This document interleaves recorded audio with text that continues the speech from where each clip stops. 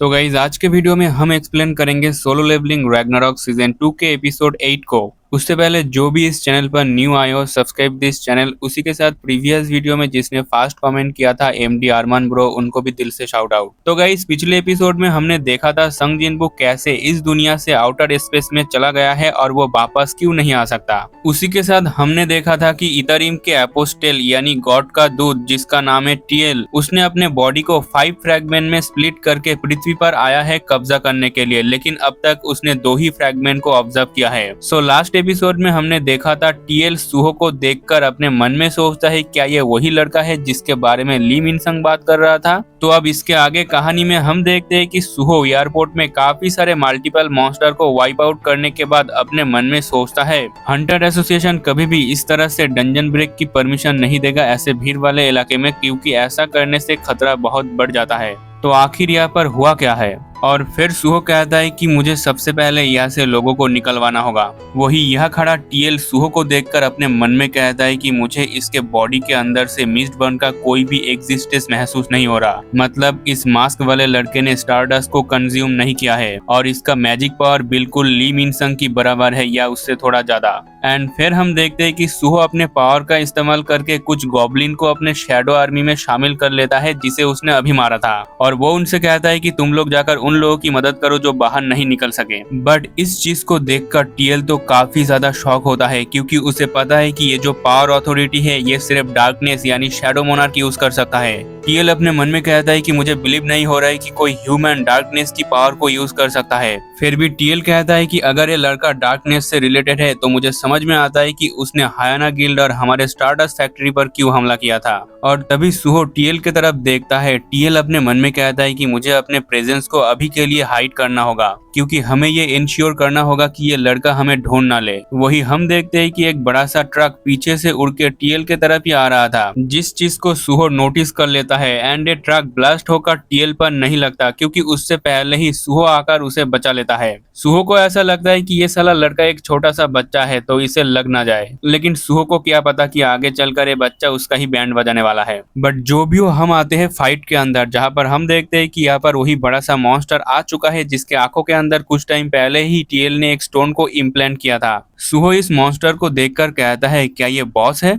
पास से बेरू कहता है कि योंग मोनार्क में इस मॉन्स्टर के अंदर से इतरिम की एनर्जी को सेंस कर पा रहा हूँ। इसे सुनकर सुहो समझ जाता है कि ये जो डंजन ब्रेक है ये इतरिम से ही रिलेटेड होगा। और फिर सुहो इस बड़े से मॉन्स्टर पर हमला करने से पहले अपने सारे स्टैट पॉइंट को जो उसने कमाया था लेवल अप करने के बाद, उन सबको वो स्ट्रेंथ में कन्वर्ट कर देता है। एंड फिर सुहो और इस मॉन्स्टर का अटैक एक दूसरे से क्लैश होता है। वही इधर टीएल अपने मन में कहता है क्या उसने मुझे बचाया? ऐसा लगता है कि वो मुझे एक छोटा बच्चा समझ रहा है। टीएल सुहो के फाइट को देखकर कहता है हालांकि ये डार्कनेस के अथॉरिटी को यूज तो कर रहा है, लेकिन ओरिजिनल डार्कनेस के कंपेयर में ये काफी कमजोर है। बट फिर भी सुहो का पावर पोटेंशियल अभी भी अननोन है, इसलिए टीएल अपने आप को लकी मान रहा था, क्योंकि अब उसे पता है कि उसका दुश्मन कौन है। वो इसी वक्त सुहो को एलिमिनेट करने के बारे में सोचता है, लेकिन तभी यहाँ पर किसी की एंट्री होती है। वो कहता है कि मुझे यहाँ पर आने में काफी देर हो गया, फिर भी मुझे ये जल्द से जल्द खत्म करना होगा। इसके बाद वो बंदा अपने फायर मैजिक को यूज करते हुए इन मॉन्स्टर के ऊपर काफी सारे फायर वॉल को क्रिएट करता है, जिसे देखकर तो टीएल की भी फट गई थी और सुहो काफी ज्यादा सरप्राइज था। फिर हम यहाँ पर देखते हैं उस बंदे को, एंड इसे तुम लोग पहले से ही जानते हो। ये बंदा और कोई नहीं मिस्टर चोई जोंग इन है। वो अपने मैसिव लेवल के फायर मैजिक से इन सभी मॉन्स्टर को एक ही बार में एलिमिनेट कर देता है। सुहो तो ये देखकर बिलीव ही नहीं कर पा रहा था कि बस एक सिंगल हिट में इतने सारे मॉन्स्टर को मार दिया।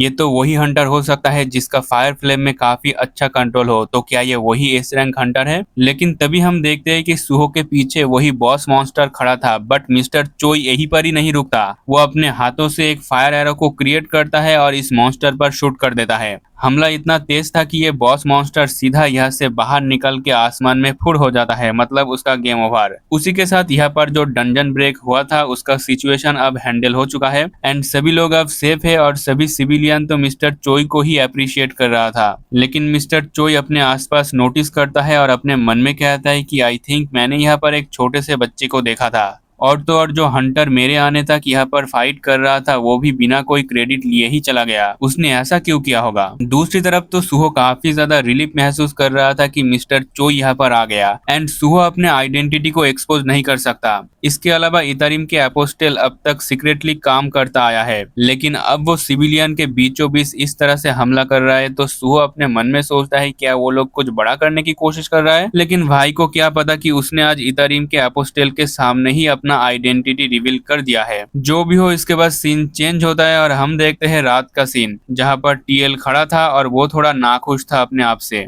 इसके बाद उसके पास ही में एक पोर्टल टाइप क्रिएट होता है जिसे देखकर टीएल कहता है थर्ड फ्रैगमेंट तो तुम आ ही गए। और गाइज आप लोगों को पता है कि टीएल का पावर बहुत ज्यादा था गॉड लेवल का, इसलिए इस दुनिया में आने से पहले उसने अपने फ्रैगमेंट को 5 हिस्सों में डिवाइड कर दिया था और अब थर्ड फ्रैगमेंट भी यहाँ पर आ चुका है। थर्ड फ्रैगमेंट टीएल को देखकर कहता है कि बहुत टाइम बाद तुम्हें देख रहा हूँ सेकंड फ्रैगमेंट। टीएल कहता है कि फिर मैं तुम्हें ये बॉडी हैंडओवर करने से पहले कुछ सिंपल शब्दों में बता देता हूँ कि अब तक क्या हुआ है। इसके बाद टीएल थर्ड फ्रैगमेंट को बताता है कि इस दुनिया में ह्यूमंस के अंदर लाइफ फॉर्म मौजूद है और उनमें से कुछ ऐसे भी है जिनके पास माना है जिन्हें हंटर के रूप में जाना जाता है। तो तुम्हें स्पेशली उन लोगों से सावधान रहना चाहिए जिन्हें एस रैंक हंटर कहते हैं, क्योंकि उनके अंदर भारी मात्रा में माना ऑब्जर्व रहती है। टीएल ये भी कहता है कि इस दुनिया में एक वेरिएबल भी मौजूद है जिसे हमें सबसे पहले एलिमिनेट करना होगा। मतलब यहाँ पर बात सुहो की हो रही है। इस पर थर्ड फ्रैगमेंट कहता है ठीक है बहुत हुआ, इस बॉडी को ऑब्जर्व करने के बाद बाकी डिटेल्स में इस बॉडी के मेमोरीज से देख लूंगा। तुमने अपनी ड्यूटी काफी शानदार तरीके से कंप्लीट किया है और प्लान के मुताबिक अब मुझे तुम्हारी बॉडी को ऑब्जर्व करना होगा। इस पर टीएल थोड़ा सा गुस्से वाले नजरों में देखता है तो थर्ड फ्रैगमेंट कहता है क्या हुआ, कोई प्रॉब्लम है। टीएल कहता है कि नहीं कुछ भी नहीं, मैं बस सब कुछ तुम पर छोड़कर जा रहा हूँ। और फिर सुहो अपने मन में सोचता है क्या मैं इस बात से दुखी हूँ कि मैं इस दुनिया से गायब हो जाऊंगा और एक नए पर्सनैलिटी इस दुनिया पर कब्जा कर लेगा। लेकिन क्या ही कर सकते हैं, आफ्टर ऑल इस दुनिया में हम लोगों की टॉप प्रायोरिटी है गॉड के विल को फॉलो करना।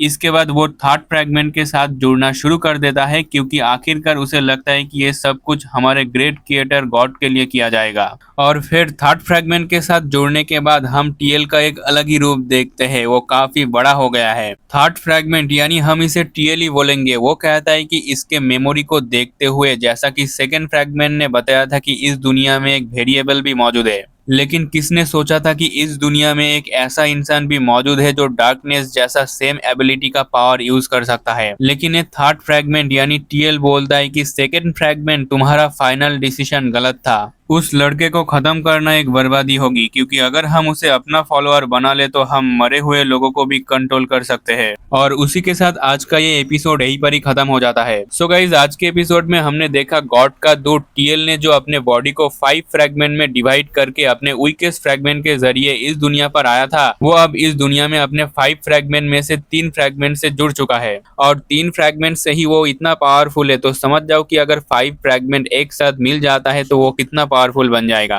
क्या उस टाइम सुहो अपने इस पावर से उसे हरा पाएगा? अपना ओपिनियन कमेंट में जरूर शेयर करना। तो मिलते हैं नेक्स्ट वीडियो में, तब तक के लिए बाय बाय।